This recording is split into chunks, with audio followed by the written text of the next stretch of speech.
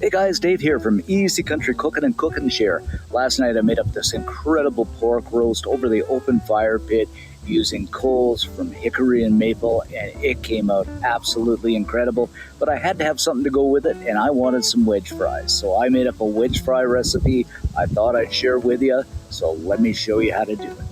Okay guys, we're going to start off with 2 or 3 fairly large potatoes, and I picked these just so they're going to look good as potato wedges.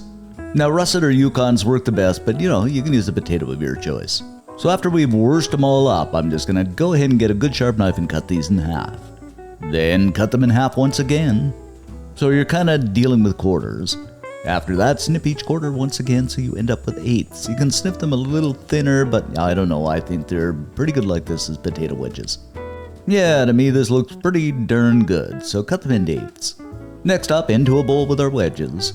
Then pour in about a quarter cup of olive oil. This will really help the seasoning adhere to it and they don't dry out. Now we're going to season with about a teaspoon of dried parsley, another teaspoon of good old garlic powder, followed by a teaspoon of smoked paprika, half a teaspoon or a teaspoon of salt, my all-time favorite, about a quarter cup of powdered Parmesan. And of course, as always, these are only suggestions. Use the seasoning of your choice. But this seasoning does make some pretty good wedges. Last but not least, here a good hit, about a teaspoon of ground black pepper. And if you wanted some heat, you could add some pepper flakes too.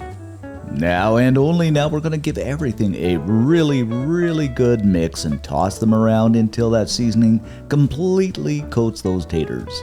Now I've also been known to put a plate over the bowl and give them a good shake, but that doesn't look very graceful. And I got to thinking these are still looking a little bit dry, so I'm going to add a touch more olive oil. About another eighth of a cup or so, I guess. It's entirely up to you though. Now I am ever so carefully, or not so carefully, lay my wedges out onto a baking sheet lined with some parchment paper. Don't these look good though? And I'm just putting them on like this because I am filming. Normally you just throw them on. Alrighty then, we are all lined up like ducks in a row and they look pretty good. I think they are ready for baking. Just leave a little bit of a space between your wedges so they bake evenly. Now we're going into a 375 degree Fahrenheit, 190 Celsius preheated oven for about 45 minutes. After about 45 minutes, guys, these are done and they pierce just beautifully with a fork. So don't they look absolutely spectacular? Now what you want to do, of course, is throw these onto a plate and garnish them up with some fresh parsley that I got out of the garden again. Serve them up with some ketchup or a mayo dip or honey mustard, whatever dip your little heart desires. Me, I'm gonna eat them with my smoked pork that I made over the open fire pit last night, and they are gonna be so good.